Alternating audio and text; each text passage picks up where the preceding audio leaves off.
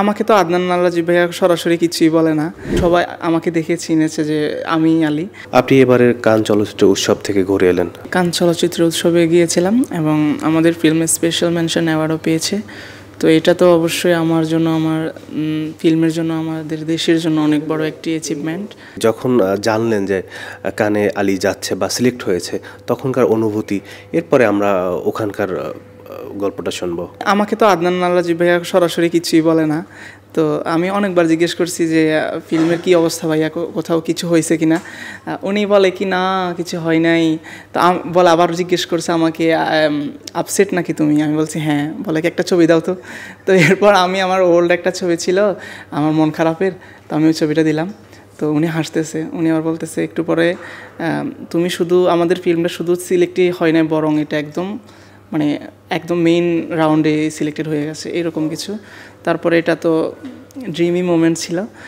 তো এই তো ওখানকার অনুভূতিটা, সবাই যখন আমাদের ফিল্মটা স্ক্রিনিং শেষ হলো, এরপর আমরা যখন সবাই বের হলাম, সবাই আমাকে দেখে চিনেছে যে আমি আলী। এলএমই সার্টিফাইড বিশ্ব সেরা কপারে তৈরি ওয়ালটন কেবলস, যা আপনার স্থাপনাকে রাখবে সব সময় নিরাপদ। এরপর অনেকেই সেলফি তুলছে, অনেকে আমার যে আমি একটা আউটফিট পরেছিলাম, আউটফিটটা ছিল শাপলা ফুলের, তো ওটা দেখে আবার বুঝে গেছে যে বাংলাদেশি। হ্যাঁ, আবার এগুলো আর কি। আপনার ওই পোশাকটা নিয়েও আমার প্রশ্ন ছিল যে ওই পোশাকের যে কারুকাজ, সেটা সম্ভবত আপনারই করা, কোন চিন্তা ভাবনা থেকে এটা করা ছিল? এটা আমি মূলত দুইটা করেছি, দুটোটাই শাপলা ফুলের। একটা আমি নিজে করেছি, আর একটা করে দিয়েছিল আমাকে জুরহেম থেকে। তো আমারটা যেটা চিন্তা ছিল, আমি এটা ডিজাইন আমি নিজ থেকে করেছি, অনেকগুলো ডিজাইনারের উপর রাগ হয়ে, একটু অভিমান থেকে। আমি অনেকজনকেই নক দিয়েছিলাম যাওয়ার আগে, আমার তো ধারণা নাই, এটাই আমার প্রথম।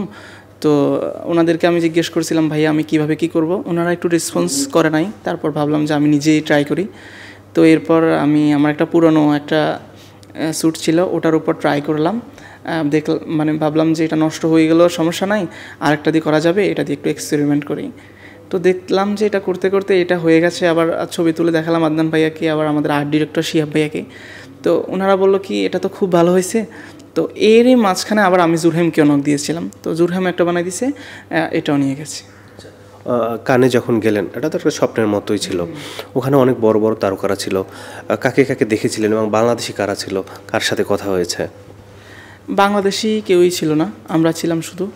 আর কলকাতার ছিল, ইন্ডিয়ান ছিল। আমি আলিয়া ভাটকে দেখেছিলাম, তারপর ঈশান খাত্তারকে দেখেছিলাম, ছবিও তুলেছিলাম। জাহ্নবী কাপুরকে দেখেছিলাম, কারণ জোহারকে দেখেছিলাম, তারপর আরও অনেকেই দেখেছিলাম হলিউডের, মনে আসতেছে না রাইট নাও। এই যে আলীর এত বড় সফলতা, এরপরে আসলে আপনার কি কোনো চিন্তা ভাবনা বা সব কিছু মিলে কি একটু পরিবর্তন হয়েছে কিনা, বা নতুন কোনো চিন্তা যুক্ত হয়েছে কিনা?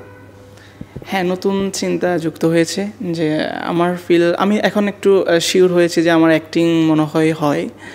তো নেক্সট আর অন্যান্য ফিল্মে যদি কোনো সুযোগ পাই অবশ্যই করার ট্রাই করব।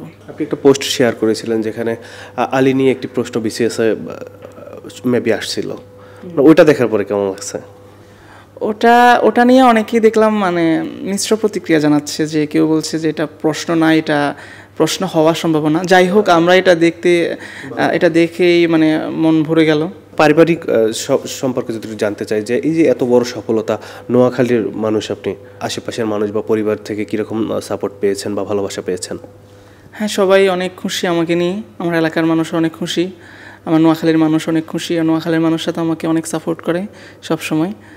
তো সব মিলিয়ে একদম স্বপ্নের মধ্যে আছি।